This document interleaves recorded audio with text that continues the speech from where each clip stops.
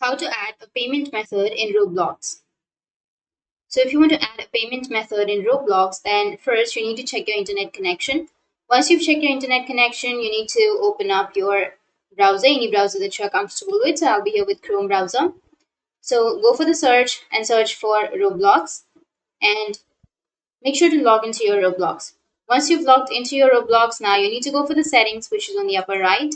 Under your settings, you need to again click on settings. And here on the left, you will have a bunch of options. So under that, you need to go for payment methods, or you may also have billing option. You can also go for billing. So under payment methods, you need to click on add. Once you click on add, here it will have the add payment method. So under that, you need to add your credit or your debit card. So you need to enter the card number, which will be on the card itself. So enter the card number and then enter your expiry date of your card and the security code and then the billing email. Once you've entered, you need to enter the billing address, which is the first and last name, and then the country or region. And you need to enter the address line, which is like the street address. Once you've entered all of the information, you need to click on save. And once you click on save, your payment method will be added on your Roblox.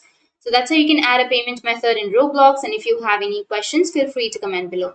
Thanks for watching.